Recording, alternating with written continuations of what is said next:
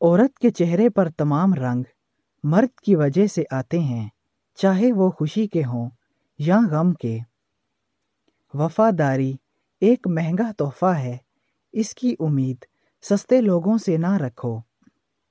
جیسے مرد کو زبان دراز بیوی پسند نہیں، ویسے ہی عورت کو بلند آواز اور بے عزت کرنے والا مرد پسند نہیں۔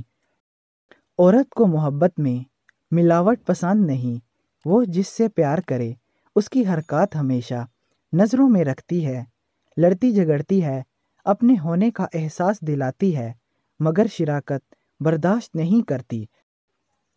مرد اکثر ایسی عورت سے ڈرتا ہے جس سے وہ بے حد پیار کرتا ہو۔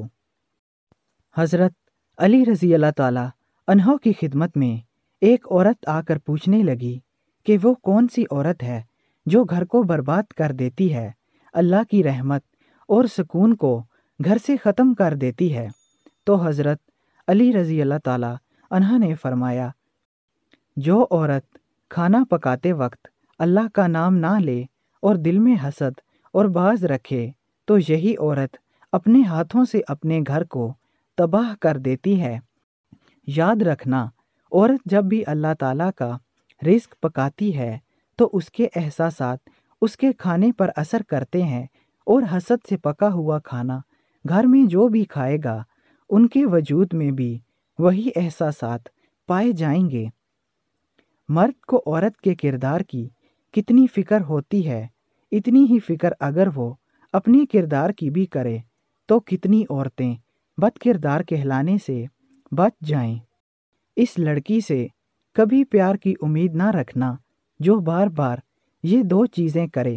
نمبر 1، اپنے ماں باپ کی قدر نہ کرے۔ نمبر 2، اپنے سے چھوٹوں سے پیار اور شفقت نہ کرے۔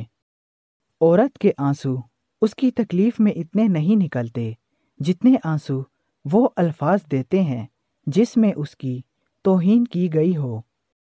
جب کسی کے گھر میں جاؤ تو اپنی آنکھیں قابو میں رکھو، اور جب اس گھر سے نکلو تو اپنی زبان قابو میں رکھو، تاکہ وہاں کی عزت اور راز دونوں محفوظ رہیں۔